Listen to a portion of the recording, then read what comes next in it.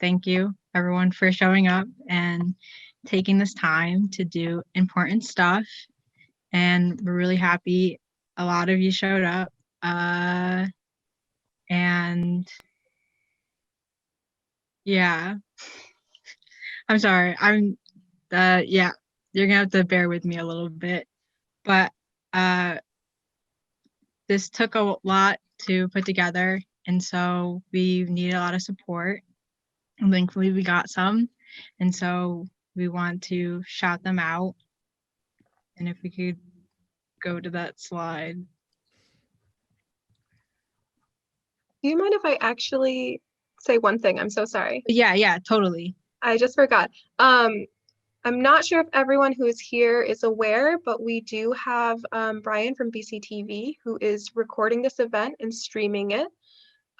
So there's a live stream on Facebook and I believe on YouTube as well, but I just wanted to give everyone that heads up and make sure that you're aware that that is happening. Thank you all. Please proceed, Trinity. You're amazing. Thank you. I totally forgot that. Can we go to the next one? I think whatever one has the, yeah. So we want to do a big shout out to our co-collaborator, Lost River, and a lot of them are helping us with moderating our later breakout rooms and stuff. So we really appreciate them as always. And our event, this particular event, our supporters include the Community Equity Collaborative, Brattleboro Area Interfaith Leaders Alliance, Compassionate Brattleboro, the Center Congregational Church. So especially Scott has done a lot with helping us. So thank you. The All Souls Church, who is doing the tech of this and has been really helpful. And so we thank them, and George in particular, really. The Guilford Community Church and the Vermont Partnership for Fairness and Diversity. And then could you go back one? Or no, yeah, go back one. Yeah. Yeah. So since this is a Youth4Change event and we are hosting it, we want to make everyone aware of our general mission statement, which is thus the mission of Youth4Change is to empower and amplify the voices of all youth. We reach out especially to youth that are BIPOC, LGBTQIA+, low income, differently abled, and differently schooled, among those who are oppressed in any other shape or form. So our frontline, those are, it says that later. Together, the diverse group of our youth advocates stand in solidarity for fights for our frontline communities locally in our educational systems and abroad on national movements, using art, outreach, protests, trainings, and workshops, as well in correspondence to achieve these goals on race and social justice. Wow. Okay, next slide. A big thing that we want to make aware of the overall group, and this will be brought up again because it's super important, that this is a Black-centered, literally, and also youth organized, Youth4Change, and a lot of us are stepping up in roles that we're not super comfortable in, but we'll do anything for y'all and for our community and such. So we want to make everyone aware of that. And then next one. Yeah, so a big part of this is that we are accepting donations, and we'd really appreciate that support in that way, and a lot of other ways, just sharing about the route and all the programs within it, and just, yeah, but this is a nice way of supporting us. And so there's two ways. You can do standard mail and just send a check-in, and for that, just put in the memo saying that it's for MLK Day, and you can send it to the route, or you can send it online to PayPal, which is on the route at that website. And of course, also note that it's the Mlk event that you're sending that for. And yeah, so thank you. And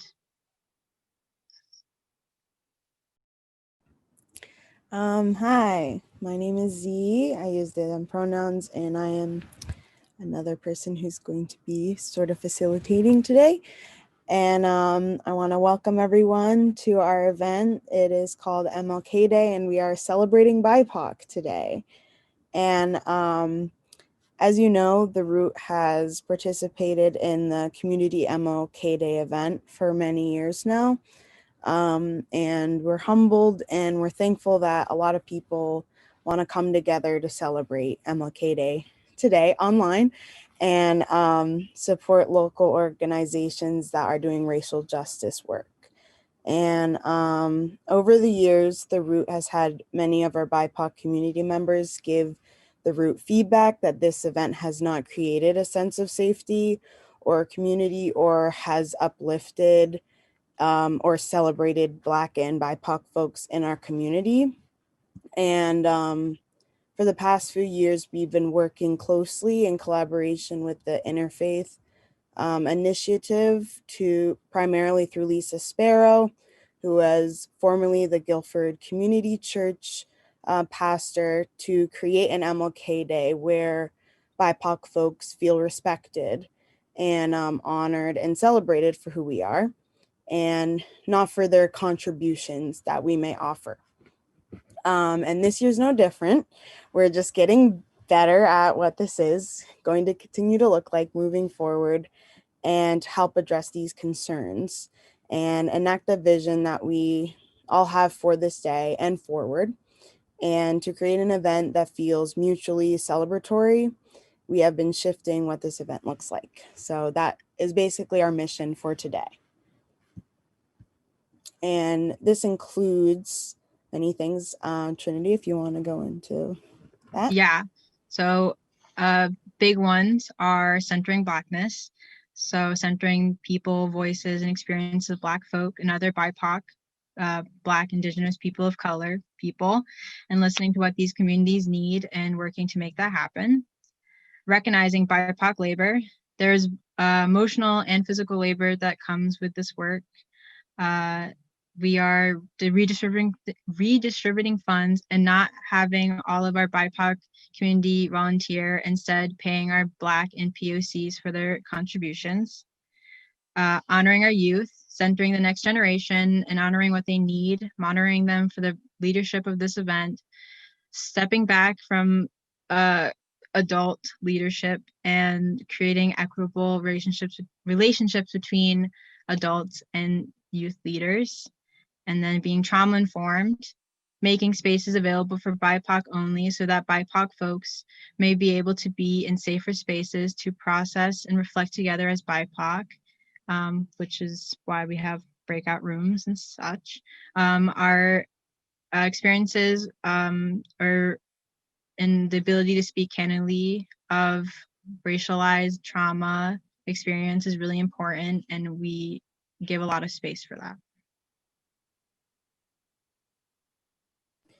And a big thing, one of the Root's foundation principles is relationships and building relationships and meeting the needs of our own communities.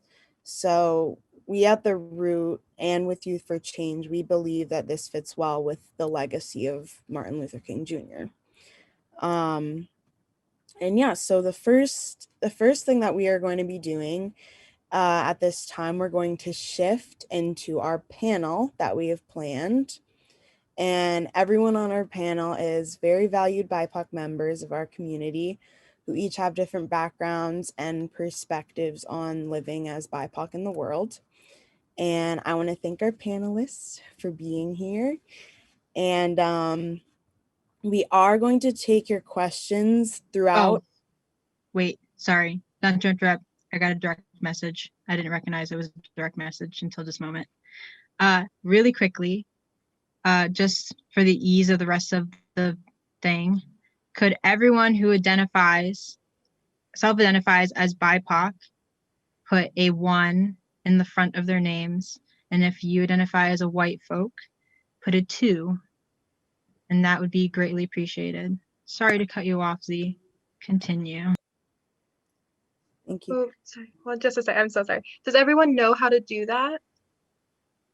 Yes, sorry, there's instructions, great. but if you don't know, next to in your little box with your face and name, there's 3 little dots, and you can click rename and just type it in the front. And if you have any further questions, feel free to send them in the chat and such.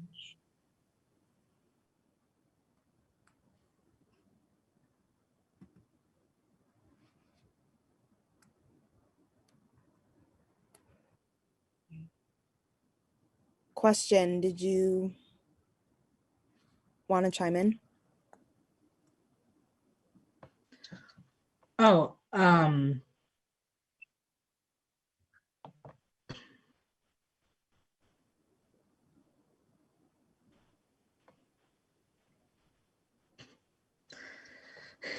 Did you want me to continue or? oh, well, you can continue. Okay. So yes, our panel. So for the panel, we are going to be taking questions throughout, and after the panel is over, they will be addressed for a Q&A. And we're asking that anyone who does have a question during the panel or wants it to be answered after, we're asking that all questions get typed in the chat, and just type them in the chat and we will get to them after the panel is done. And so to start, our panelists, we have Naomi Domoody, Stefan Gillum, Desmond Peebles, Amber Arnold, and Michaela Sims. Did I miss anyone? Yay, thank you, panelists. And so to start, for our panelists, we would like you to say your name, your pronouns, your position, maybe where you work or what you do, and a land acknowledgement of what land you're currently occupying. And the first question after those are, why have you agreed to be a panelist for this event? And I don't know if someone wants to raise their hand and start, or someone wants to just start, or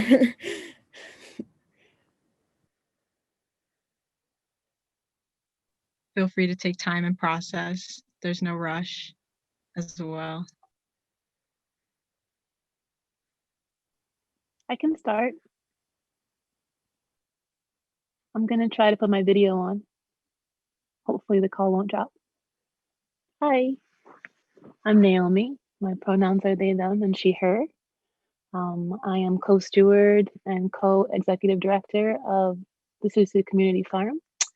And I'm also coordinator of Soul Food Sunday at The Root.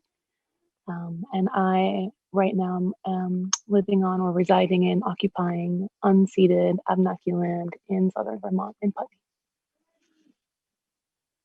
And the reason why I'm here on this panel is because I am really excited and humbled and honored and grateful to uplift and support our BIPOC youth with Youth4Change, and also to continue honoring the legacy of Dr. King.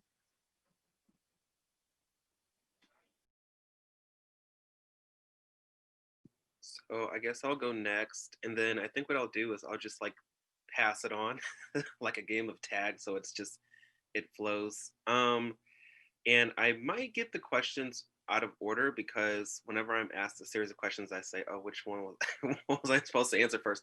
But anyway, if I do that, I'll just ask for help. So my name is Stefan Gillum. I am affiliated with the NAACP, but I'm also proudly a clinician. So I'm a therapist, amongst a couple other things. My pronouns really are any pronoun. I mean, I always put he, they, but I really don't. I mean, as long as it's meant with love and good intention, I'm pretty happy to be called whatever pronoun you call me, you know, depending on our relationship. Let's see. Yes, I am also on Abenaki land. I'm also in Vermont. But I would also add to that I'm on the land of my enslaved ancestors as well, because it was their labor that made this infrastructure possible.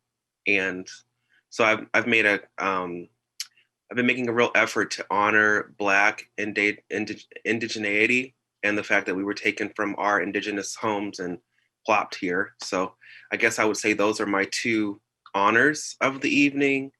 And did I get all the questions, y'all, or am I missing one? I think I hit them all right. Why you're here. Why I'm here. the most important.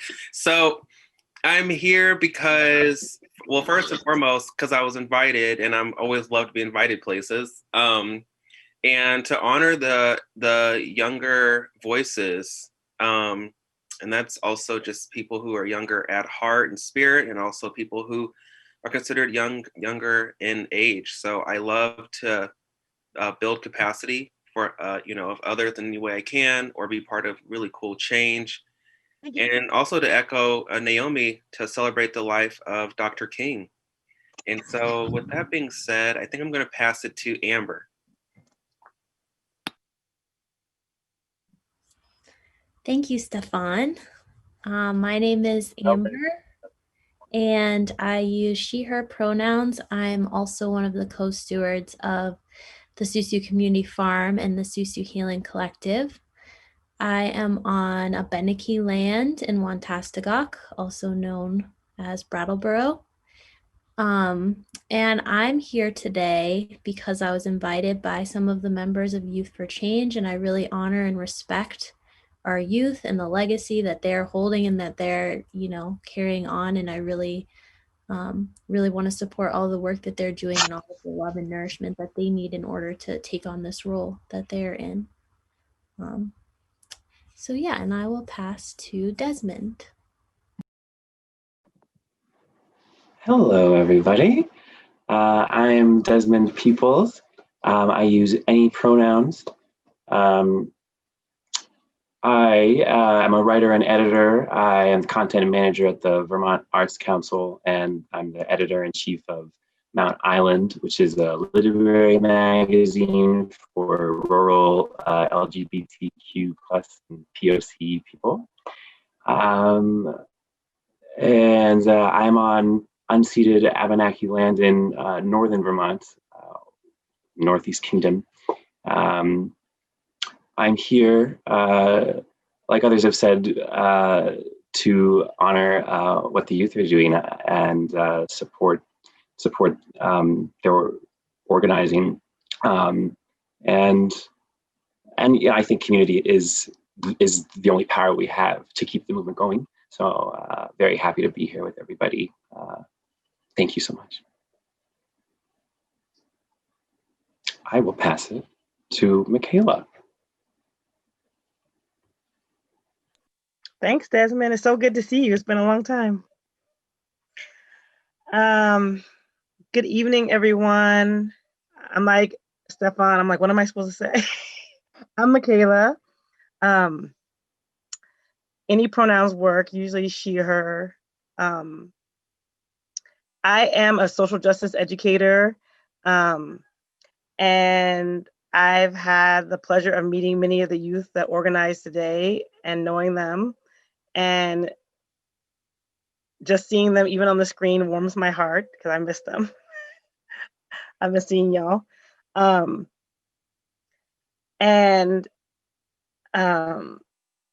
am also on unceded Abenaki land. And I'm just happy to be a part of anything that comes together to engage in and question the legacies of our ancestors. And let's see, I don't see anyone who hasn't gone.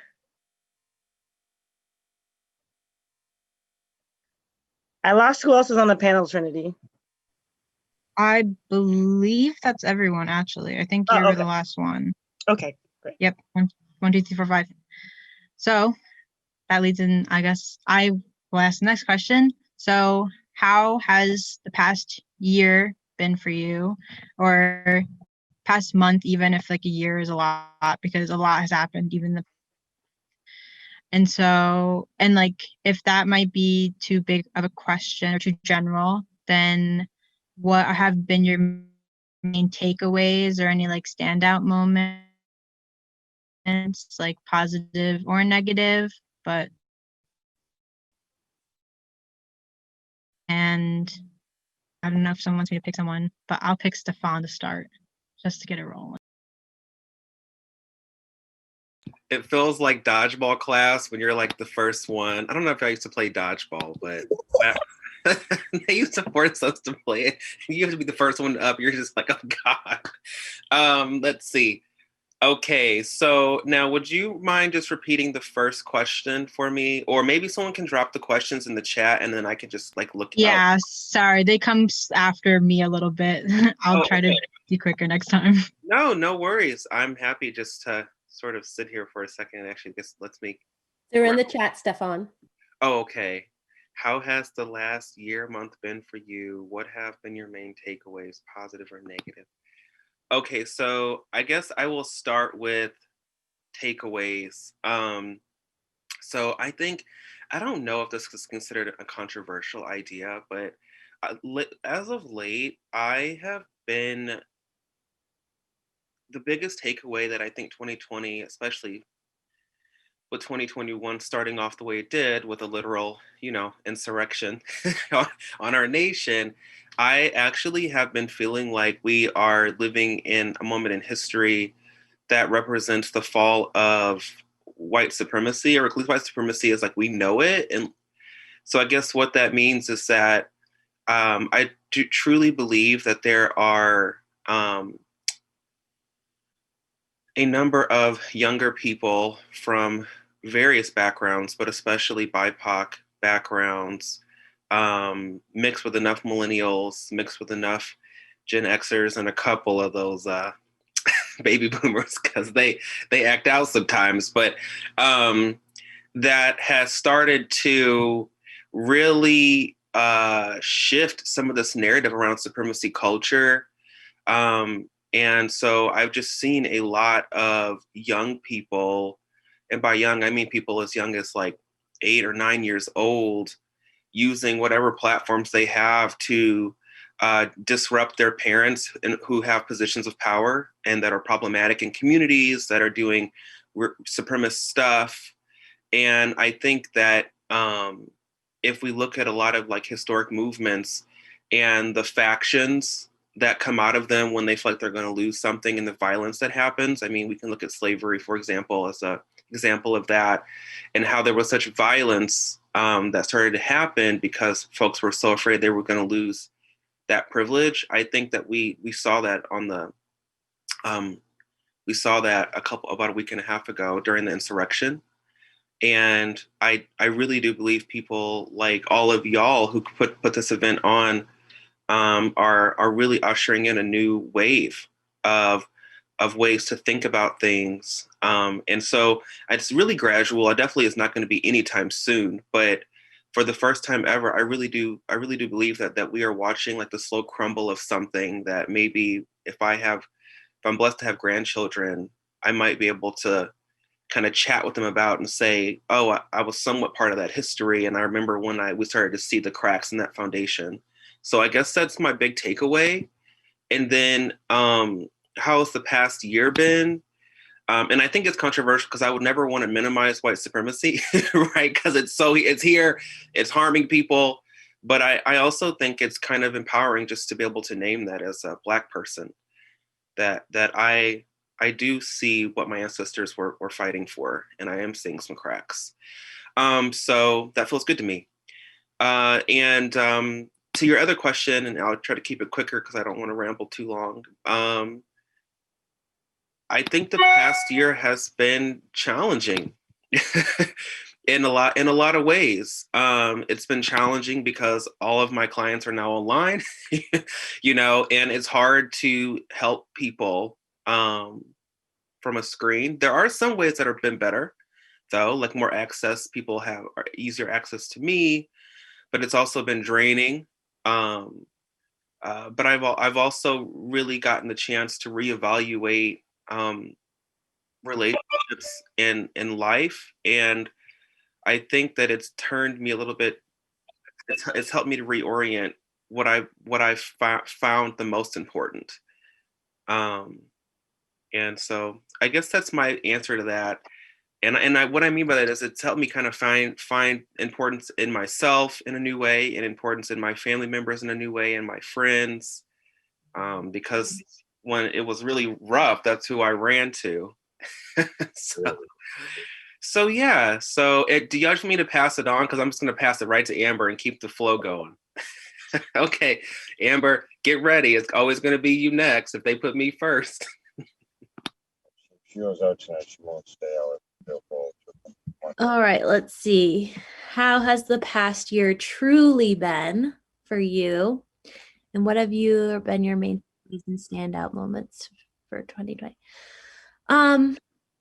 I think the past year for me has definitely truly been a lot of things. There's been joy and there's been sadness, and there's been definitely like all the feelings and experiences. I think that, a lot of the stuff that has happened in 2020, especially around white supremacy, is like seems shocking or more awakening for a lot of white folks. But I think that for Black and brown people, it's the same things that we've been dealing with since the beginning and inception of America. And I think that I definitely see, to what Stefan is saying, lots of ways that change is happening, and that we as Black and brown people are reclaiming our birthrights to experience change, to experience the legacies that our ancestors left for us, to really, experience that right now instead of 500 years from now. I think really thinking about Martin Luther King and just reflecting on the way that the FBI and the CIA and our government, really did a lot of harm. And, J. Edgar Hoover and his work with MLK and the Black Panther Party and MOVE and, all of these Black people that we all love and respect so much now as we can idolize them, but really hated when they were here doing their work.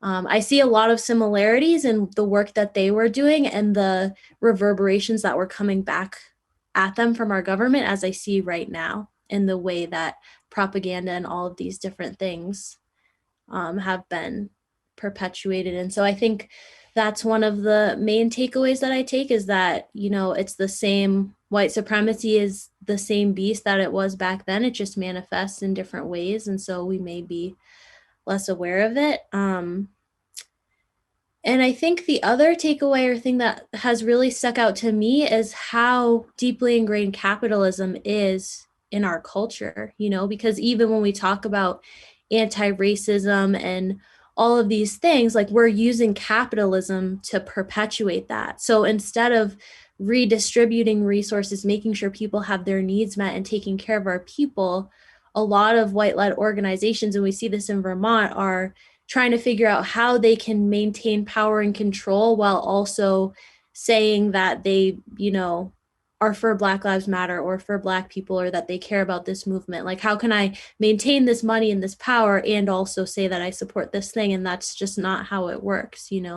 I think that really looking at capitalism is something that we're really going to have to reckon with, especially people who truly believe in dismantling those types of systems. And I think that MLK spoke a lot about that, I think that was huge to a lot of what he talked about.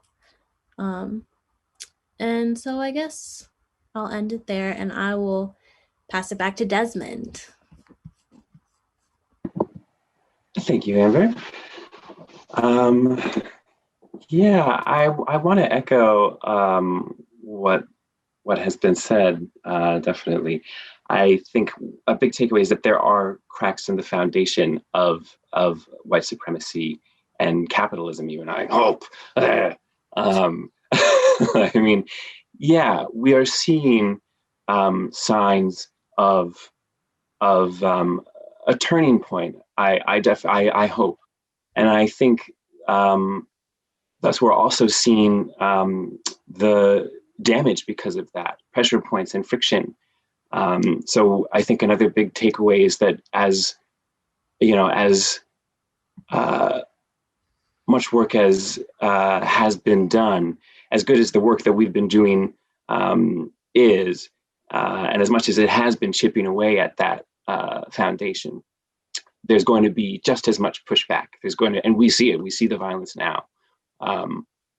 Just as there always has been, there's going to be just that same intensity that we need to bring to the movement to push back against it. Takeaways. I am not astonished at how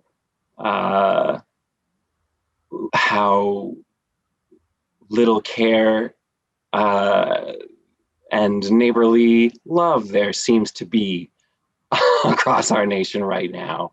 Absolutely not surprised. Like Emma said, I think it's, this environment is not shocking to those of us who know the history and know the truth of the present, certainly.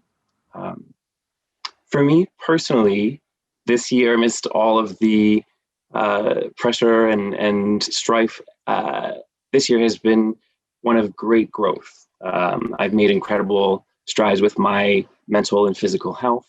I have a new job that's steady. So amidst everything, I feel really lucky.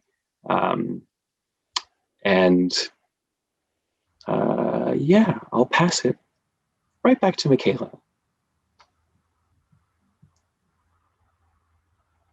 Oh no, okay. Actually, if it's all right with y'all, I'm gonna ask your permission first. Someone read a Mlk quote to me today that I felt like was really great. And I'm a teacher. I won't write it on the board, but is it okay if I read it really quick? All right. Okay, I see some head nods. I'm gonna take those. All right, so I'm gonna take a little creative license with it. But if a person accepts their place, accepts exploitation and injustice, there will be peace. But it'll be obnoxious peace. It will be a peace that boiled down to stagnant complacency, deadening passivity. If peace means this, I don't want peace. If peace means accepting second-class citizenship, I don't want it. If peace means keeping my mouth shut in the midst of injustice and evil, I don't want it. If peace means complacency adjusted to a deadening status quo, I don't want peace. If peace means a willingness to be exploited economically, dominated politically, humiliated and segregated, I don't want peace. I think that Mlk was such an important figure, and that at the end of his life, like definitely what Amber said, he was fighting against capitalism with the Poor People's Campaign. And when I think of this last year and people really standing up, people of all backgrounds together, saying that once the veil was pulled off of the violence that people of color experience every day, that poor people experience every day, that people were in the streets and they were not having it. All kinds of people.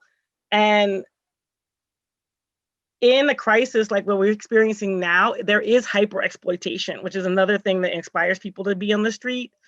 I always think once the gas prices hits $4, people are going to be on the street, and that hasn't happened so far.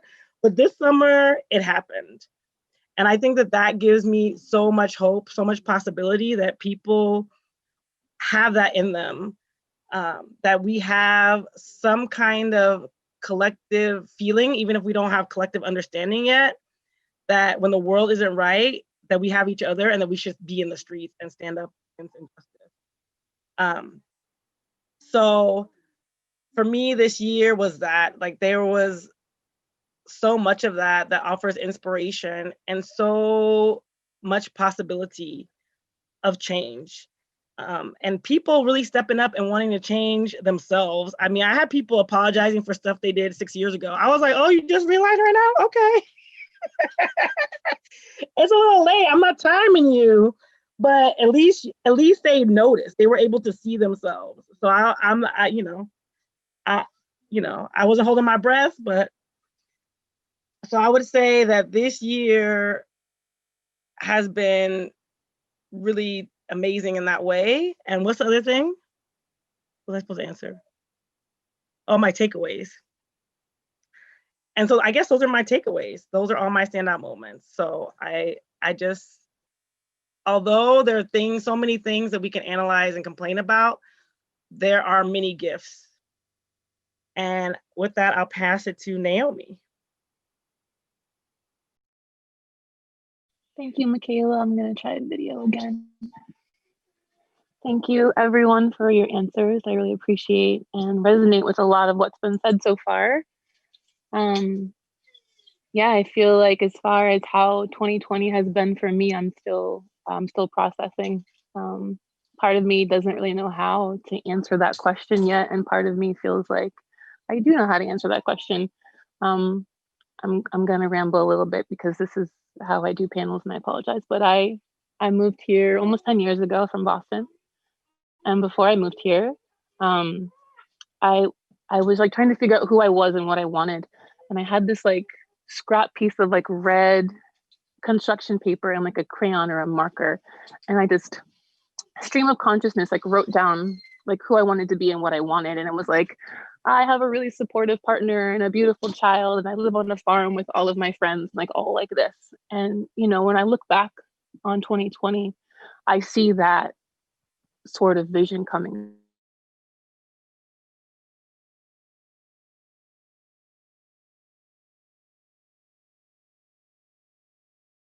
Oh no. Did Naomi? Did we lose? Yeah, I think Naomi just disappeared. Can you see me? I'm back. Oh, I say, oh, okay. Okay, I'm just gonna put my video off so that I don't drop again, or maybe I will, but let's see. Anyway, I was saying that 2020 presented the opportunity to start making some dreams come true. There was, time off during the so-called lockdown in order to really focus on what was needed, not only for myself, but for the community, and to work with people I really love and respect, like Amber, in order to take some of that visioning and bring it to life. And so that's how Susu was born in a lot of ways. And also, I felt that, I think a lot of people are speaking to the ways that community has come together, and people are like stepping up and heading to the streets and all this positive change. And for me also, I felt like it was sort of this peak and valley where like there were these points throughout the year where this was really happening, and I felt like really supported by people, particularly white people who consider themselves allies. And then just witnessing the drop off, and it was kind of like an emotional crash for me, noticing the engagement of people talking about certain issues like slowing down, or people's investment in projects like waning. And so I feel like while there were these really incredible peaks of people's awareness, like expanding and opening up, I also still feel like the amount of effort being put into the things that need the effort. I don't think it was always there. I think that there were times when I felt and trusted and believed that people were going to step up and be there and hold space, and they just weren't able to. And so 2020 could also, feel really disappointing. I feel like I lost connections and friends because of some of the events of this year. And one of the takeaways that I have from 2020, this country has a way of gaslighting people of color into disbelieving their own experiences and invalidating our truths. Like this culture is just set up to keep us from being able to like be believed. And 2020 for me, like everything that I thought or felt or have known about what it is to be a Black person in this culture for me was like was validated. Like I was like, oh, everything I have felt is actually true. And no matter what anyone says, or people still continue to deny my experience, like I can just witness in every headline, you know, is a mirror of what I've experienced like in my own life. Like everything that's happening, everything that our former president, you know, has been saying is like a microaggression I've experienced in my own life. And so without a doubt, I have felt like unquestionably validated in my own experience. And so knowing that I'm, you know, it's not all in my head has been really helpful for my mental health, and for also revealing like what it is that my work should be. And for me, dismantling the system is no longer like my focus. Like I've divested. For me, it's all about looking forward and looking at what I can build. Like I want to build a new culture for Susu. We want to sow seeds of liberation. We want to build new communities. And that's what I'm looking at. Like, what can I create not only for us right now in this moment, but I'm thinking generationally, right? So maybe what I do isn't going to like necessarily fix everything in this moment or ever, but you know, we're planting seeds so that next generation, maybe it's better, and the one after that is even better, and so on and so forth. So thank you. Thank you all for sharing that.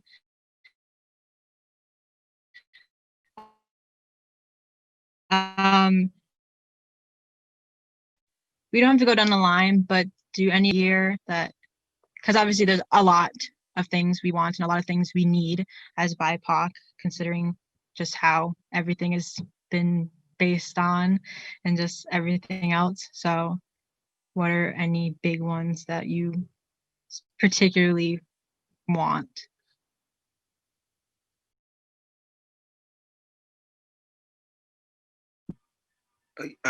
Could you, for me, that was cutting out. Did everybody else cut out, or was that only me?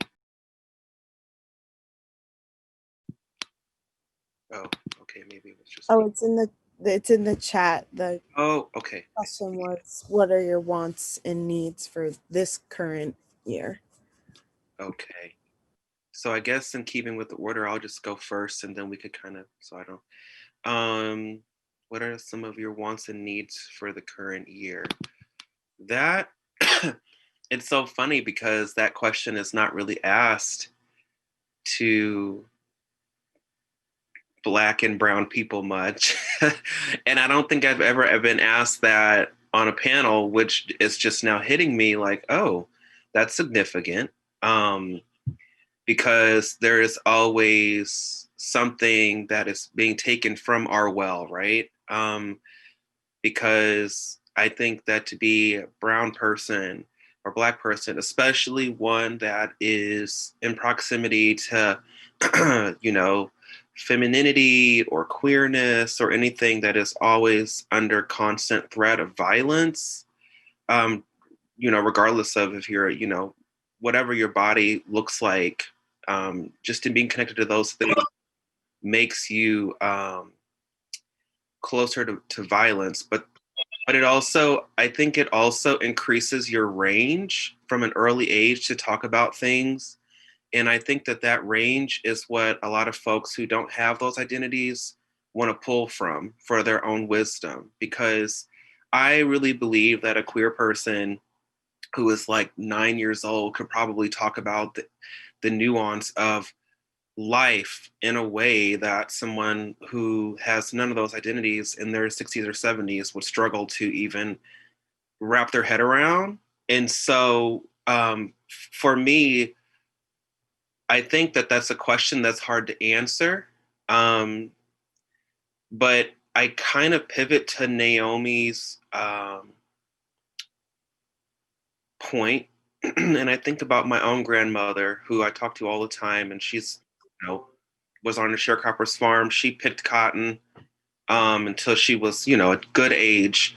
And she's from Mississippi. That's where my family's ancestral home is, and where our ancestral lands are that our grandparents who, you know, slaved on and eventually owned a little bit of or whatever. And so for me, it's really that ancestral piece. I can feel it. I can feel my ancestors now kind of telling me that it's time to pivot. I no longer am interested in this dismantle the system stuff or the harm that it's going to cause to me and the way that I have to think about it either. And I have really limited my white people's really access to me around those things. So if it doesn't serve me or it doesn't serve what I would call the communities that I care about, I really just don't even pay much attention to it. And I'm doing that unapologetically now because I have to live.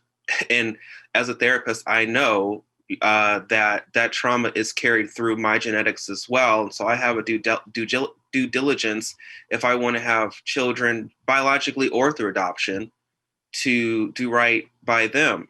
And so I guess to answer that question, it's a matter of ancestry and getting towards that community piece to figure out what it is that we want, which is why like the Land Access and Opportunity Act that I'm working so hard on is something that's dear to my heart.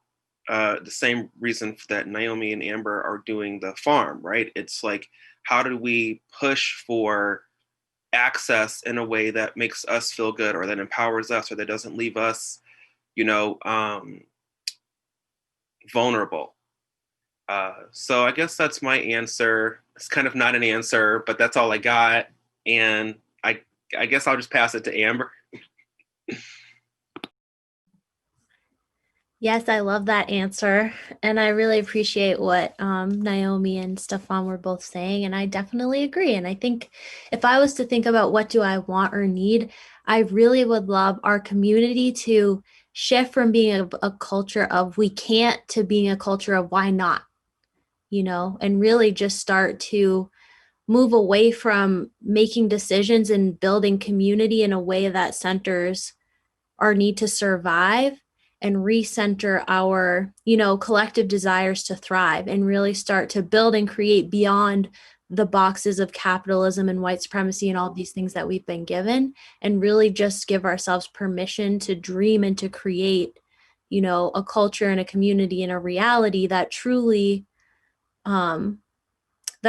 can, meet our needs and that we can build for the generations to come. And I think that is a lot of, the legacy of our ancestors and why we are where we are today, like they dreamed. And when they came here from, Africa, like they were like eating soil and like putting seeds in their hair and just like, like bringing that earth with them back here because they believed in this legacy and that would be possible for us, regardless of all of these circumstances and these colonizers and all of these things happening, they still believed, and we see this in the way that they, even, throughout slavery, how they saved money to purchase land and then it was burnt down, and they've always, been dreamers and visionaries and creatives. And so I think what I would really want is for our community to really embrace that and to center Blackness in a way of centering the legacy of our ancestors in the way that we do things, and less centering of this made up,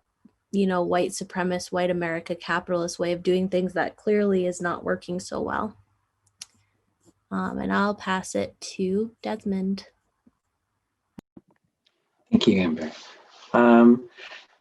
Again, I'll echo everything that's been said so far. I think we need to turn toward our own solutions, our own legacies, and organize around a future we want to create, alternate and parallel systems. And I really hope that I will have more company next year. I hope that we're all able to get together and be close again. That's I will need that as soon as it's possible, definitely. Over the past year, I've been excited to see steps being taken to create those kind of parallel systems that we need. Susu's Farm Project, the Land Access Act, those are incredibly exciting. And I hope that we all, that the momentum behind them isn't lost. I'm also on the board of Out in the Open in Brattleboro. It's an organization that supports rural LGBTQ folks. And after the pandemic started, we launched a mutual aid fund. And there's been more mutual aid networks and funds popping up over the past year. And I think seeing those kind of structures really rolling out in concrete ways, the more we can organize around that, the better. Michaela. Somehow I didn't expect that. I should have. I think this is a hard question. And I think one of the things that a bad habit you have as a parent, and I don't know if this is true for all parents, but it's hard to think about myself. And so I feel like the collective ideas, I'm like, you want to know about me? That's weird. But I do think that, of course, our needs are food, clothing, and shelter, all of which I am in a really blessed position that I have all those things. But then when I think beyond that, I really miss my work with the youth, and that there's so many things that we do every day, so many connections we have that are not possible virtually. And I know that there's a lot of connections that people are able to make virtually that they're not able to do in person, but somehow maybe because of my age, I'm not able to do that. Maybe I'm just like not effective in that way. But I do appreciate what everyone is saying about the idea of creating alternative systems. And there's this other idea of delinking from the capitalist system, of imagining another world, of the world we wish to see. And I think that for sure, that's what gives me hope. And that's what wakes me up in the morning. That's what allows me to smile at my children, because I can't think that the world we're living in right now is what I'm leaving them, that there will be some change before I leave the earth. And Naomi, are you there? I am, thank you. Do I sound like a robot? I apologize. No, you said. Okay, cool, thank you. Yeah, all these answers are great. So good, I forgot what I was gonna say. So yeah, like another takeaway for me from 2020 is that like community is everything. And so if there's anything that I want or anything that I need, it's for us to invest in community, to invest in each other, not just like money or resources, but also like time and energy. I would love for people to invest in learning about like the history of Black people in Vermont, learning about the history of Indigenous people in Vermont. I would love for us to look at all of the ways that 2020 allowed for people who maybe didn't have access because of like different abilities or chronic illness, how all of this access, how all of this utilization of like technology has created access for people who might not have been able to show up in a different way. And I'm hoping that as we move forward into 2020, we can keep making space for each other, keep investing in each other as individuals, and looking at individual needs that aren't the same as our own. Yeah. Thank you. Thank you. Thank you all. So our next question is, so it's about what are the effects of having to teach others on things like MLK Day, primarily to white folks. So yeah, I guess that's self-explanatory. But yeah. And I don't know, Stefan, you want to start, or we're gonna? I'm glad just to keep the order, order in the courts. Okay, so let's see here. I would say that, of course, there is a fatigue, right? But I think for me, the fatigue comes from the fact that some of the ignorance feels, I shouldn't say it is, a bit willful, because their ancestors participated in the system one way or the other, just like mine did. And just because you're white doesn't mean that your ancestors participated willingly. There were some folks' ancestors who came here as servants and things like that. And so they have a bit of a different legacy. Now, that might have taken a nasty turn, when this whole whiteness thing was introduced and you were no longer an Irish person or a Polish person or some of those maybe more oppressed European descended groups in the grand scheme of things. But nonetheless, their ancestry is linked. And so it always baffled me how, folks could go and find all the land that they owned and all of the wonderful people of importance in their bloodlines and every little detail that great uncle said about, trees, because that was significant and it means something. But you could not go back and find or figure out how white supremacy has impacted your lineage or how it shows up for you. But you got a whole picture book, about literally everything else but that. And so that great irony is something that I think continues to baffle me as a person in the justice movement. Now, of course, this is more of a freer space just to say that. I wouldn't necessarily say that in all platforms, because sometimes, especially if you're not there yet in that range, it's not built up to have those conversations. It's easy to feel offended. Like, are you trying to say that I participated actively in this? And sometimes you want to say, maybe I am, but you know how that might go. So I guess for me, that's really how I would answer that question.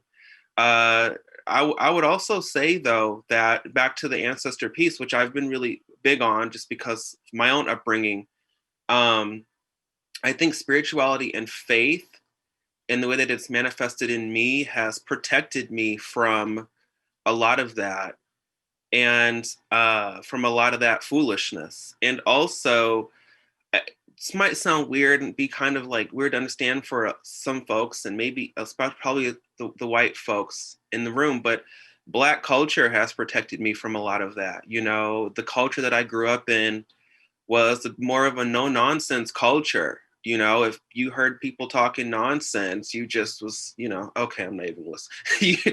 There was just a way to it's just my ears just turn off and they could be talking and I'm not hearing a single thing. And that's cultural to me. And it's been protective. And I think that was created because Black folks in particular had to deal with so much anti-Blackness in every space, even in spaces with other people of color. And so part of the culture I grew up in was you just knew how to spot out and listen to foolishness, and you knew how to turn it off. But anyway, the conversations about the impacts of that it's probably a longer, deeper conversation about those psychological impacts, right? That even the act of turning it off has, but nonetheless, like that's kind of where my answer lies in the moment. And so, and it's a great question, by the way, and I'll pass it to Amber. Definitely agree with all of that 100%. I think that a lot of times there's this like subconscious belief that a lot of white people have that Black folks are just born with this education around white supremacy culture and how to educate others on it, and like this whole curriculum, like they're just born with this curriculum. But just as white folks aren't born with a degree to Harvard and all of the education that comes along with it, like all of us only know the stuff that we know because we have invested a lot of time and energy and free labor and emotional labor and all of these things into learning and understanding how these systems work, learning this history, because obviously none of us learn it in school. Like we have done all of that work on our own times. And in a lot of ways, obviously, we more so have had to because of the violent impacts on our bodies. And so, like I definitely believe that there is no excuse to not do that work. And I know that it's possible because all of us do it with like way less resources, and on top of that, dealing with the violence and oppression that all of it brings. And so also I would say that I think that the effects of, you know, like constantly teaching white folks about that kind of stuff is definitely very draining. It's definitely very painful. It's definitely putting you in this position of acquiring even more added trauma and burden in a way. And I also think for me personally, I just don't do it anymore. Like I have boundaries around, you know, what parts of myself I am willing to give and what parts I'm not. You know, like through the SUSU, I teach a course called Unbodying White Supremacy to White Folks. And that's something I do because it's something that I find joy in and I find connection in. But I definitely don't, I'm very aware of my body and how it's impacted by being in certain situations. And I don't do a lot of, you know, free labor education type stuff that I know is going to harm my body. And I think, you know, like the more that we become aware of those things and develop boundaries, it just helps us to make those decisions, because it's part of the trick, you know, like you can spend your whole life trying to educate people on things where in our culture, you know, Black and Indigenous women especially are, you know, like white folks will just kick back and watch them do all the labor and work and like they're our heroes, yay. But you know, that's, you know, it's just an excuse and a way for us to kind of like sidestep the work and the labor that it actually takes to do this. And that's all of our responsibilities. So I guess that's how I would answer that. And I'll pass it back to Desmond.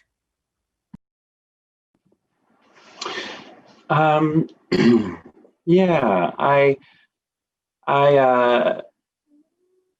find it exhausting. I think the word fatigue came up a couple of times in Stefan and Amber, and I definitely agree. I think, though, you know, I grew up in Vermont, and so there's not a lot of people to turn to when you're exhausted from educating a white person. The next person you turn to is probably another white person that you have to educate. I mean, over the years, it has been that much more important to me to find community with BIPOC folk here. I remember a few years ago, there was the first statewide People of Color Caucus at the Marlborough Elementary School. That was, that was the first time in Vermont that I had felt, really surrounded by community. And kind of just overwhelmed with that feeling that we are here for each other, and that, that's the reality. I'm going to have to be exhausted by these white folks, but we're here for each other still, and we can gather and support each other through that. But also, I really resonate with what Amber was saying about, and Stefan as well, about how now I don't really have all the time for that. I have to watch my body. The exhaustion is keeps me from everything that I can be for the betterment of everybody else. So,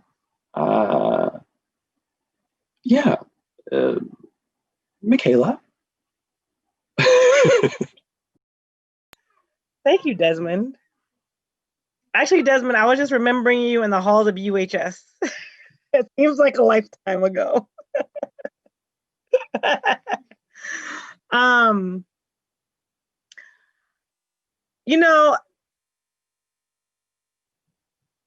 guess I'll think about it a little differently.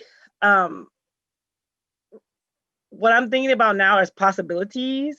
Like, what makes a John Brown? What makes a dude who's like, I'm not only gonna put my life on the line, I'm gonna put my whole family's lives on the line. I'm gonna give up all my money because there's not gonna be another slave state in the Union. And he didn't, there was no reason, and I feel like they portray him like he's crazy, but to me, I feel like that says more about our society, that they can't understand people who really want a different world, who really are not about to be like, I'm not about to go along with this because it's wrong. And so the portrayal of him with his eyes all crazy, and like, even the last movie I didn't watch, but like his hair all crazy, like he's always painted as a madman. And so what does that mean for people, for white folks who really want to fight racism today, who are really against capitalism the way it's constructed today? And so how do we create a community where people are really willing to take those risks and give up what they need to give up? And I feel like that is the reality of the world we live in, that nothing sees anything without a demand. And so it can't just be people of color, people who are marginalized making those demands. It has to be people with money and power. And so I think that one of the effects we hope is the building of more conscious people, of deeper connections, human connections, humanized connections, so that my kids won't experience the same racism that I did or that I do. And I feel like that's the interesting conversation to have at school with children. It's like young people. Two is that whatever racism they experience in the school system is not different for those of us who work in it. So that there is an ongoing struggle, and it continues, and it's with us every day. And I told one child, he said something racist to someone, really sweet kid, and he just said, well, what's the big deal? It was just a joke. It was one joke too, like it wasn't multiple jokes, it was one joke. And I asked him, I said, how does it feel when someone's tapping you on the shoulder? Like constantly just tapping you on the shoulder. He's like, that's annoying. I'm like, you want to hit him, right? He's like, yeah. And I'm like, well, that's what racism is like. So it's not that a person hears one joke and gets mad, or it has one experience and gets mad. It's that it's a constant reality in this system, not just racism, but the other isms that prop up capitalism are constantly there. And so we won't be whole as a community until we're all fighting against those things together. And so I'm hoping that all the tiring education that people are doing, the things that are draining and hard on us, will get people to the point where they're able to take some risk and not be worried about what other people say. Because some of us, we don't have a choice. We don't have a choice of whether to say something. So that more people are brave. As the young people have told me, like one youth told me that, she was like, why can't they just be brave? And so that's my hope. Be brave. Naomi.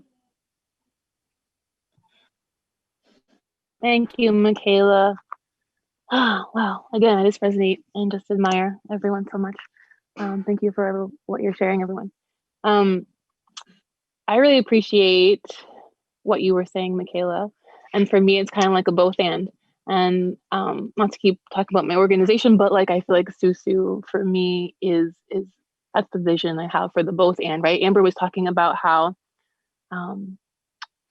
she has a workshop series that is predominantly for educating for white folks, right?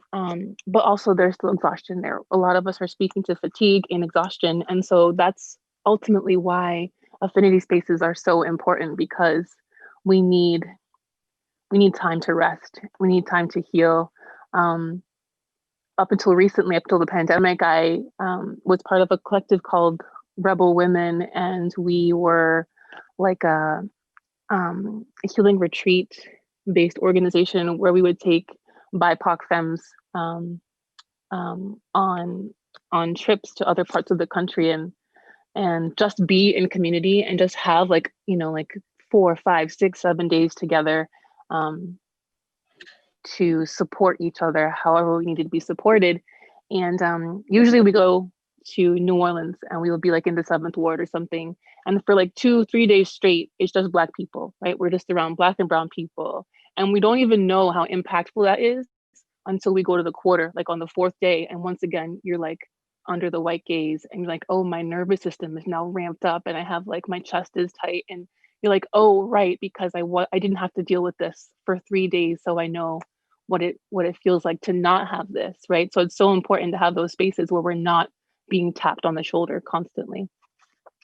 Because the more time that we're able to rest, the more capacity we have to be able to hold space, right? If Amber has enough rest, if we're like nourishing Amber, then Amber can hold these unbodying white supremacy workshops. And then we're all better equipped to come together, to have conversations, to figure out how we can build community together. Like as Rich Holshoe says, like we're all here now. So what are we gonna do? We have to figure out a way to work together in order to move forward.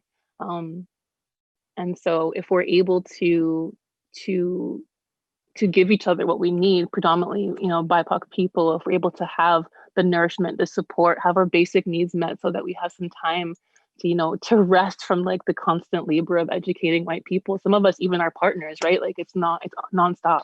So if we're able to nourish each other so that we have the capacity, then we can have these conversations. We can come together in a safer way and figure out together how to move forward.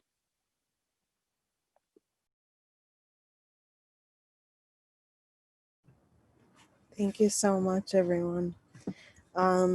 This is going to be our last question for the panel.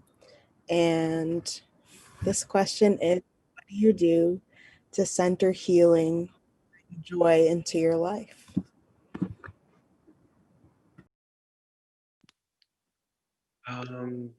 So there are a lot of things that I think that I do to center healing and joy in my life. I think the majority of my time is spent on things that center joy and healing in my life. I mean, even from my career choices. And I will say that, you know, despite all of the what would you call it? Despite ooh, okay, sorry, that's really close.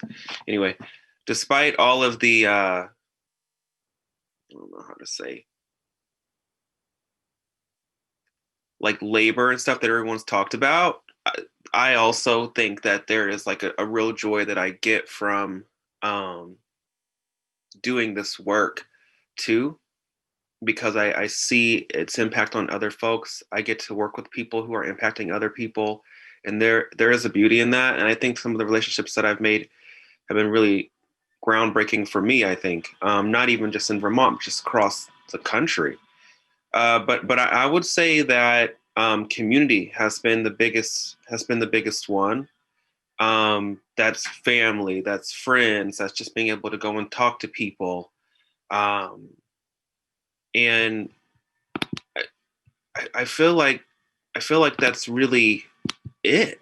I would also say, actually, this is not it. I would also say that connection, or finding reconnection with the land, finding reconnection with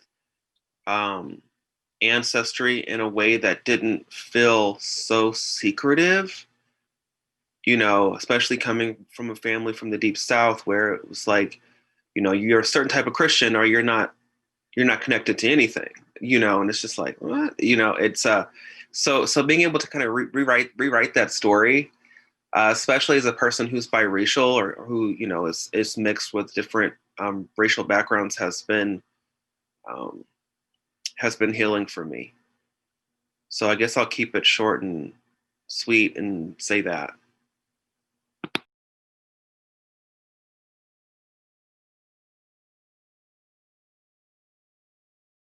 Oh, and I'll pass it to Amber, sorry. What do I do to center healing or bring joy into your life? Well, I spend a lot of time doing that. It's very important to me. And I think what I do is I spend a lot of time, you know, connecting with and learning from the earth and building my relationship with the earth. And I think like the Susu for me has been super healing, like building this organization where, you know, like Naomi and I get to like work for ourselves and we get to create this structure that is incredibly healing because we can like create this space that goes beyond what you know, like our culture normally creates of like, how do we treat our employees? Like, what kind of things do we offer people? How do we take care of ourselves? How do we take care of community? And so I think, you know, one of the ways that I center healing for myself is really prioritizing that and believing in my self-worth and not needing permission from other people to center my humanity, and my joy and my happiness, and really taking that seriously and really making that a priority in my life. And I'll pass to Desmond.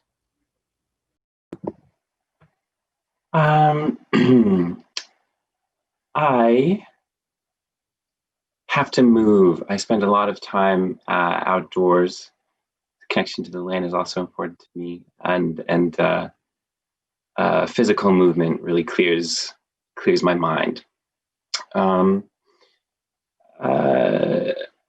I also, reading is a huge source of healing and joy for me. Reading for both pleasure and for power. I love history books, finding out how people have overcome before us, and I love sci-fi. I love thinking of the future, creative thinking like that. Right now, I'm getting a lot of joy from Octavia Butler's Parable of the Sower. I mean, well, it's quite an intense book, but there's sources of healing in it, immense sources. Yeah, that's great. Michaela. This is a hard one. I would say, oh, don't put that in your mouth. Oh my goodness. I think that this summer, this would have been easier to answer. I had my first garden, although mostly the squirrels ate it because I couldn't figure out how to take it. And I felt like that was, even though I worked a lot this summer, that it was really beautiful to just be outside with my two children. And to see people that you don't normally see because everybody's outside. And just, so I got to know my neighbors in a new way, and I was able to just be, which was good. I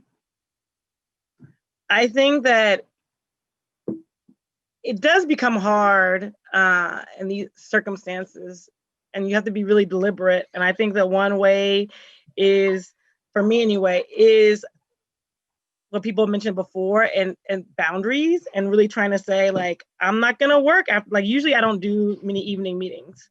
Like, I'm not gonna work after this time, or I'm gonna, we're not gonna do a pillow fight. And I'm gonna focus on my kids, or I'm gonna, as you can hear. But in taking care of myself is something that I really need to work on. Because usually it revolves around my children who are making a mess right now. Okay. Naomi, please save me. Thank you. And thank you everyone for your answers. I feel all of that. You know, centering healing is really my life's work and has been for a really long time. And so making space for that is really just a part of my daily routine, and as far as work is concerned, and it just sort of spills over into the rest of my life. Healing with and through the land, identifying where in my body I'm experiencing land trauma, you know, like working with the land and feeling where in my body I'm experiencing ancestral trauma, generational trauma, gives me an idea of like how I might pass it on. And so I can like focus on that, on healing that so that I don't. And as far as joy, I love being on the land. I love being outside. I love homeschooling my son. Reading has been hard. The pandemic has really shortened my attention span. Watching TV, things like that for like escape are not really working. And so being present, I've been finding joy in trying to be present through all of the emotions that have come up this year and come up all the years. And thinking about community, I'm thinking about I'm planning Susu's Garden with Amber and Lisa right now. And so thinking about what's to come is bringing me a lot of joy. People have mentioned, sci-fi and Octavia Butler, like Afrofuturism is really huge for me right now. Really like visioning like what's possible without limitation has been really healing, and also a way that brings joy. So thank you.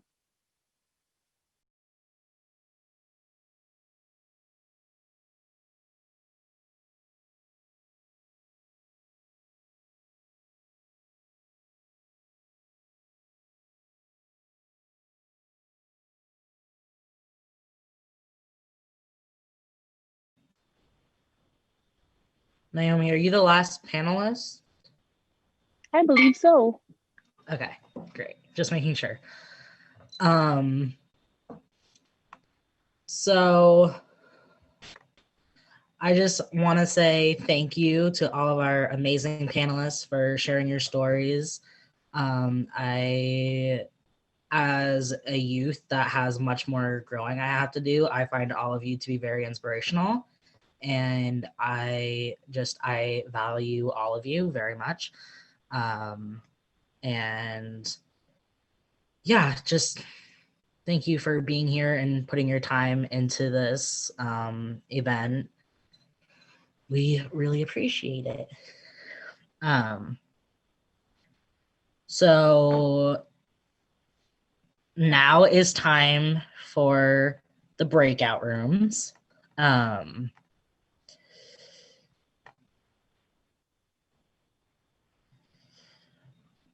And we're gonna reflect and discuss what came up for us about the panel in the breakout rooms, excuse me. We want to make it clear that we consider it to be important for BIPOC folks to have space for ourselves to celebrate authentically without censorship, which is why we will be hosting 2 breakout spaces, one for BIPOC folks and one for white folks to celebrate.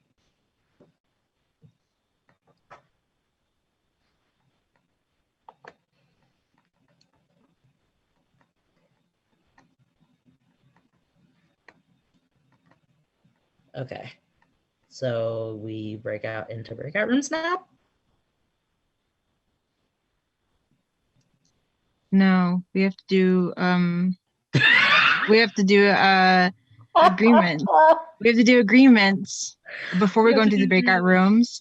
And also quickly, for anyone who came in late, we're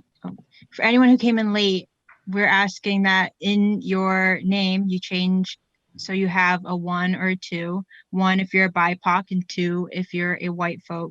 And you can do that by going to your little image and clicking the 3 buttons, and you can do rename, or you can go to the participant spot and do more and change it there. Or you can even ask one of us to change it if you really need to, just so everyone knows real quick. But we're going to go over our agreements. Yes.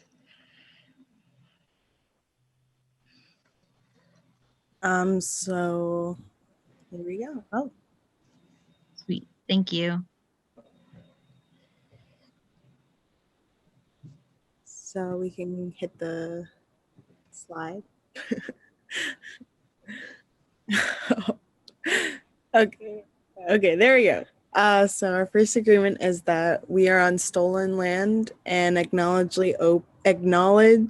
openly that our work towards justice is happening on colonized land that we are the beneficiaries of, and we occupy the Western Abenaki land in Dakana, our homeland, or at least I am on that, and I know that a lot of us are too. So go back 1. Okay, take space, make space. If you're someone who's more talkative, more reserved, then please step forward, or feel free to step forward. And we encourage that people use the chat in the breakout room. Yes. And if you're someone who's more active, then maybe take a step back. But yes. Next. Either people have been oppressed or have oppressed others. We will acknowledge it and are willing to change. Oppressions exist. The existence of any particular kind of oppression or its severity is not up for debate in group, even in this very space.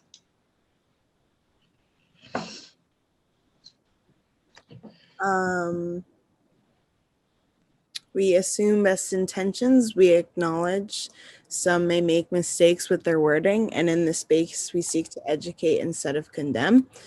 If something said or done comes across harshly or triggers any negative or uncomfortable feelings, be aware of what you share with other people and that something said might need a warning before, so keep that in mind.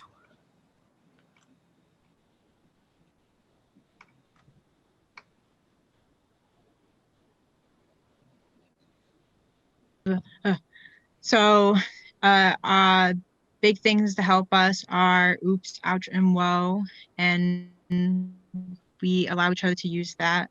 If people are using chat, I'm not sure how that will really work, but I guess just type it into chat.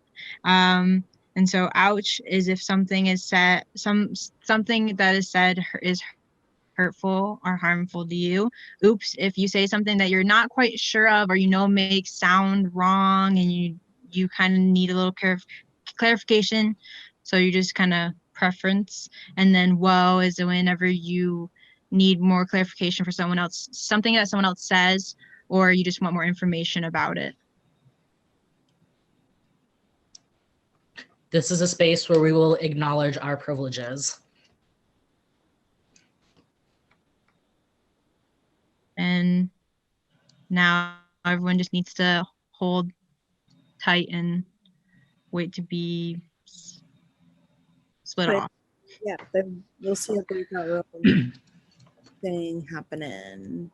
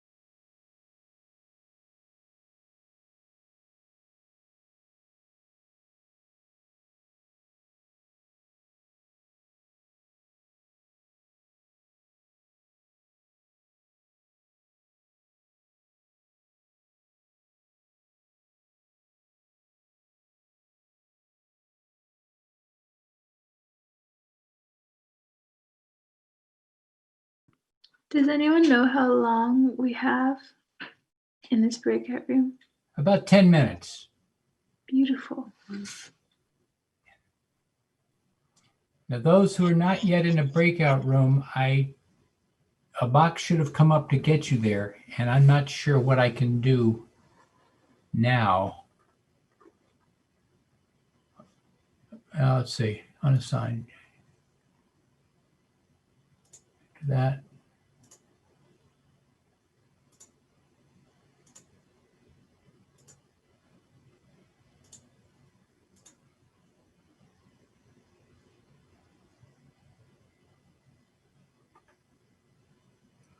Priscilla, I don't see Priscilla. Here she goes. Marie Proctor, where's Marie Proctor? Daniel and Brian, I guess I can send you to a room, and then you can send yourself to another room. All right. I'm sending you to. That's everybody. Any reactions that you had during the panel or as you kind of reflect on the panel? Were there sensations that came up for you in your body? Did you feel different sensations in different parts of your body? Did you notice anything like your heart rate changed or sweating or warmth or tension? Did you feel at ease? And do you have an understanding of why you felt any of these things?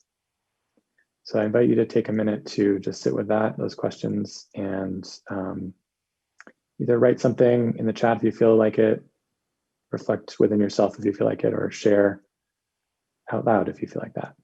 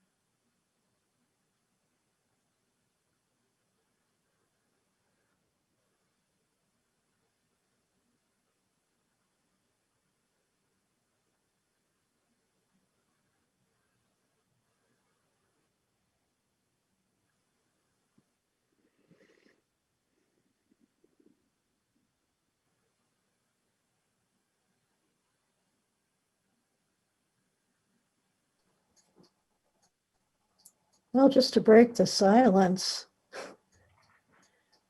it made me feel really good to hear a lot of elements of optimism and positivity in the discussions. Gives me a lot of hope for the future, especially among the youth who will be our leaders in future decades.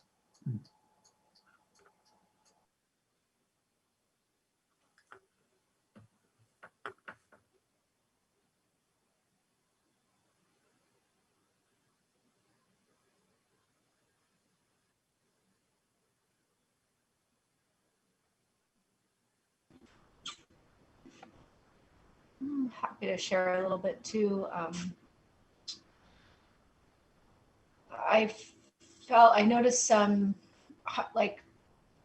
quickness in my heart rate and sort of some anxiety feelings.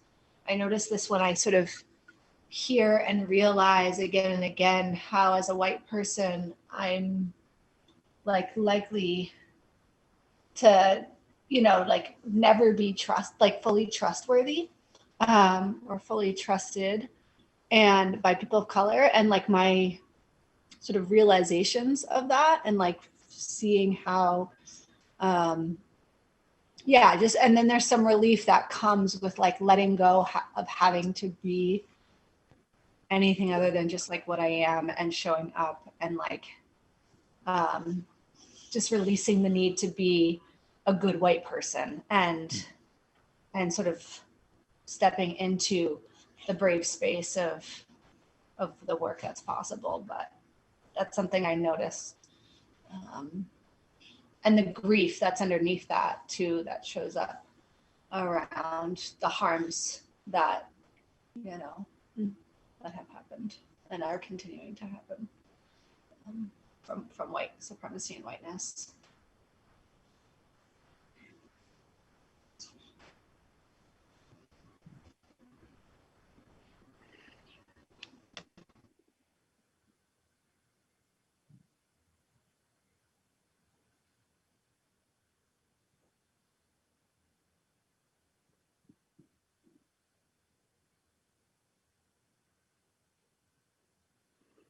Yeah, thank you, Emily, and thank you. I don't know the name of the person who's labeled Center Church, but thank you for sharing that.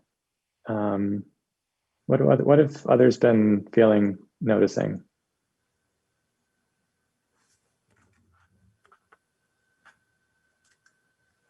Sorry, Ethan, did you just pose another question? Sorry, no, the same question. Oh, okay.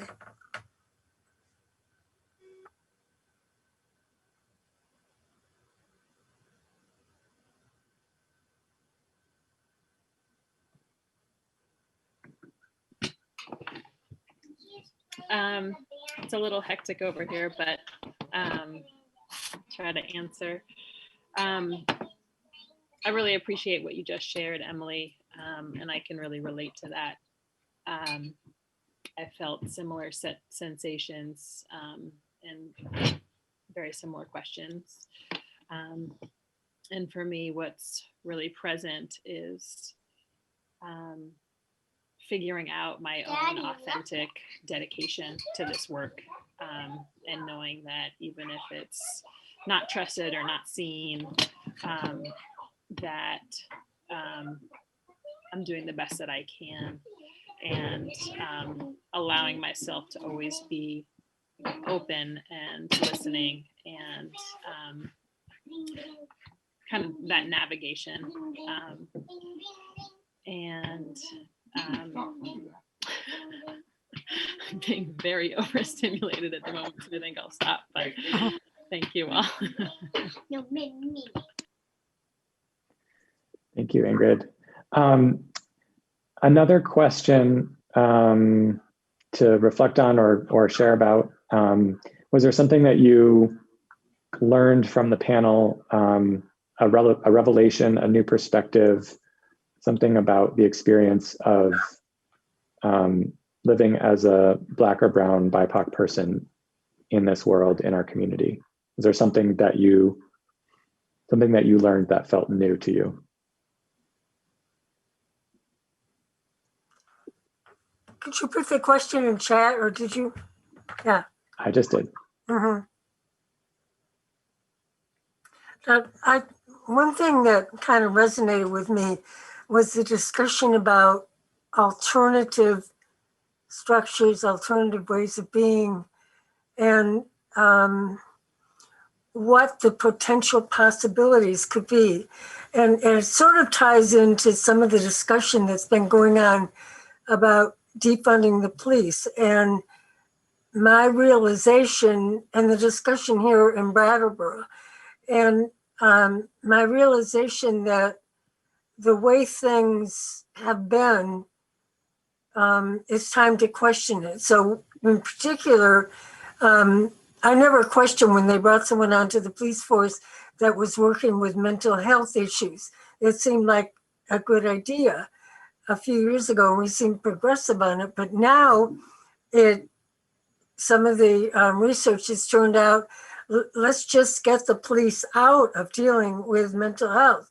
They're not the ones that should be dealing with this, and also some other kind of welfare home calls. So kind of things that I think it answers the question in the ways that people of color are much more attuned than I and the many.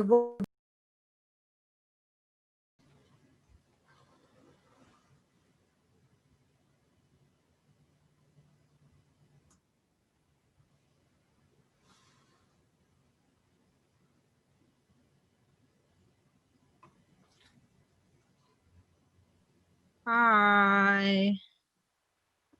Welcome back. Thank you for being I don't know, being okay with the time changes and stuff. We just want to be aware of timing and everyone else's time. Is everyone? Yeah. Z, are you set?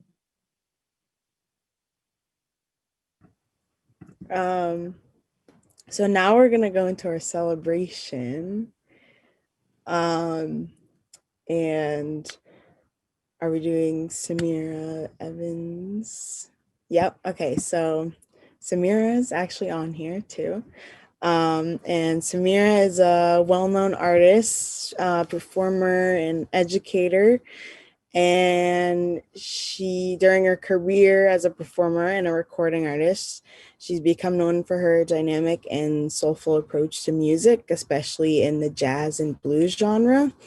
And her musical style is heavily influenced by New Orleans sound, where she was one of the most popular and in-demand singers for nearly 20 years. And Samira has toured North and South America, Europe, and Asia, sharing stages with a multitude of New Orleans notables and legendary artists. And since the devastation of Hurricane Katrina, Samira has relocated to Brattleboro. And since then, she's been performing in venues and festivals throughout the Northeast with her band called Samira Evans and her Handsome Devils, and her classic New Orleans R&B choir and the NOLA Brats, and among other projects. So we are going to shift over into Samira and her presentation. Good evening, everybody. My name is Samira Evans, and I am here with Franz, and we're with you all the way from the Vermont Jazz Center. Happy to be a part of this program today to honor Dr. Martin Luther King Jr. And in celebration of this day, we are going to perform a couple of songs for you of love and hope. That's one thing we can definitely all hang on to and march towards.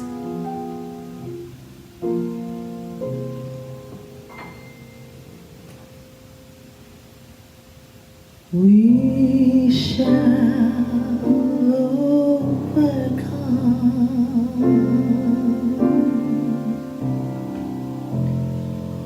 We shall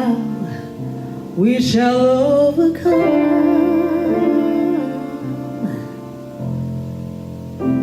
We shall overcome.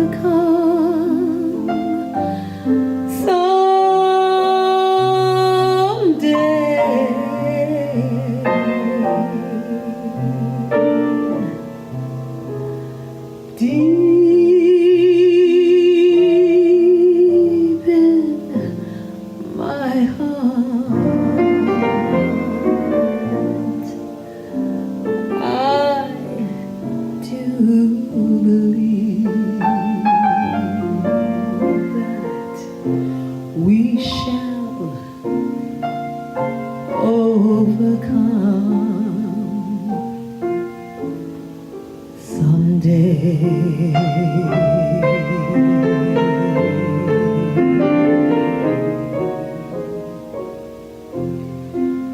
We'll walk hand in hand. We'll walk hand in hand. We'll walk hand in hand.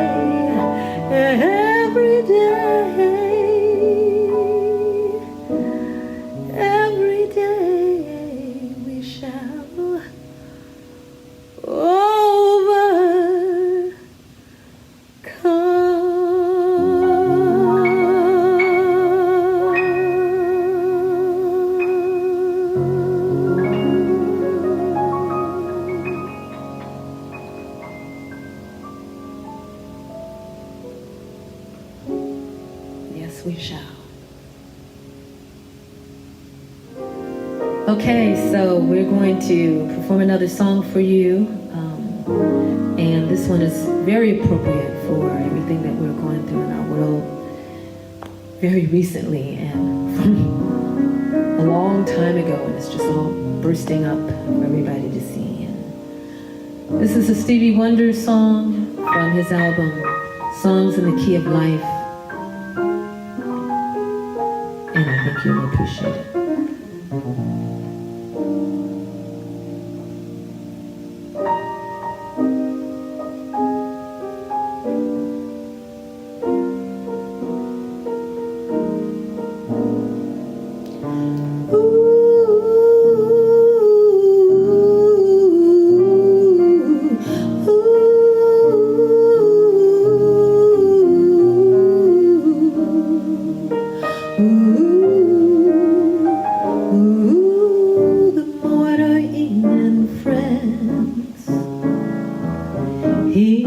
Friendly announcer, I have serious news to pass on to everybody. What I'm about to say would mean the world's disaster, could change your joy and laughter to tears and pain. Love's in need of love today. Don't delay, send yours in right away. Hate's going round, breaking men.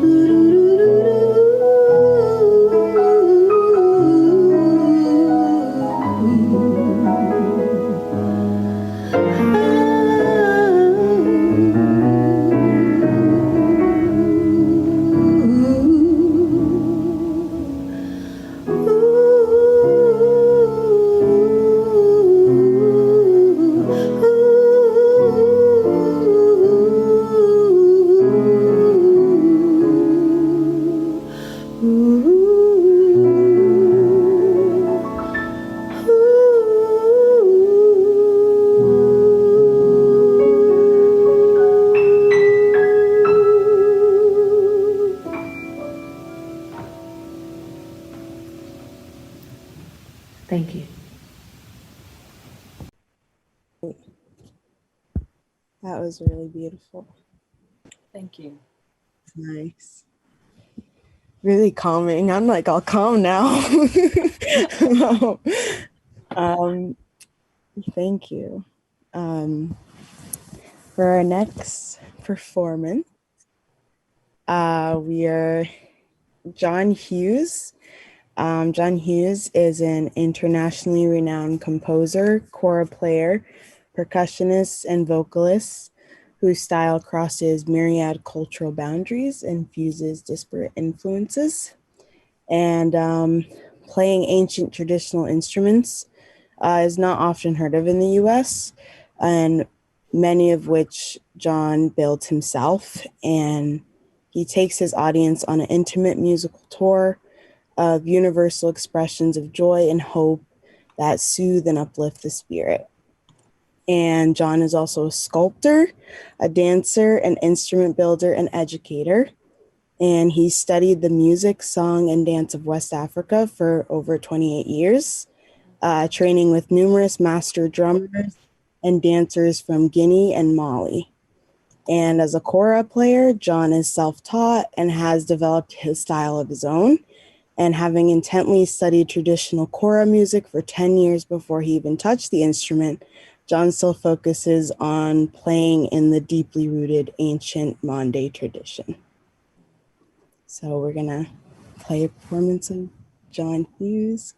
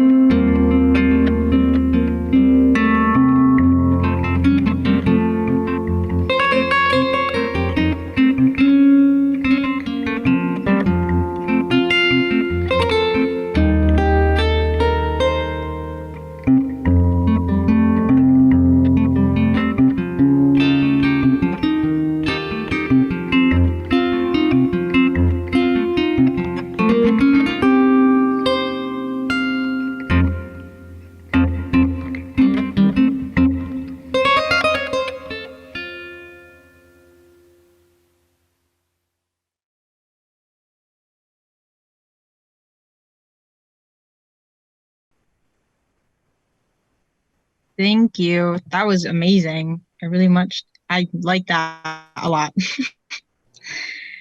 And we appreciate you, John, for being here and for sharing with us that.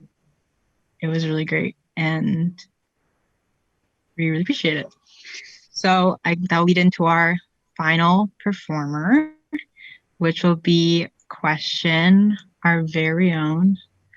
And so Question, Ricardo, is a 19-year-old BIPOC queer youth that has dedicated their time to youth activism while living their normal life. Question is a graduate from the class of 2020 of Brattleboro Union High School, and they are now enrolled in Greenfield Community College. Boop, boop. Question has been a part of Youth4Change for the past 3 years, and they plan on doing more work in the future. So here they are performing their poem, Conflicting Emotions. Hi. So I wrote Conflicting Emotions a couple years ago, and it was published in the Burlington Free Press, and I'm always so proud to announce that. My writing is something that's very deeply emotional for me.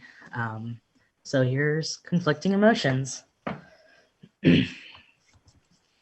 I bleed, I breathe, I cry, I smile, I'm happy, I'm sad, I'm angry, I wish I could make things better for myself. I'm content with my life. I wish I knew you. I'm okay with not knowing you.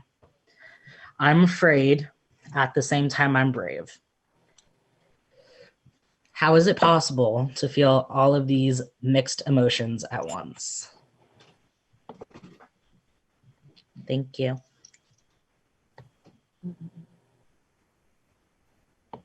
Thank you. And with that concludes our event. And so again, like we've said many times, we want to thank all you guys, from our panelists to the people who have just been here listening, to the people who have talked, our white allies that have helped us with our breakout rooms, our BIPOC helpers that have helped us, and our adult helpers and stuff. And we'll really appreciate you. And our performers, even though some of them have left, but we thank them a lot. And we thank all our sponsors from before, and just, yeah, a big thank you to every single one of you that have stuck around this whole time. We really appreciate it, and your patience with us and flexibility. And yeah, so thank you. And with that, I guess it's a goodbye. Thank you. Thank you. Oh yeah, donate to Have a the nice night. Kingdom. Oh yes, please donate. Please support us, share us, hit up our Facebook or the website. Like, we even have a Youth4Change Instagram. Like, you know, we're around. Find us, hit us up, email us. Yes. We're always here. Thank you. This was really wonderful. Thank you. Thank you so much. Thank you for Thank coming. you. We really appreciate it.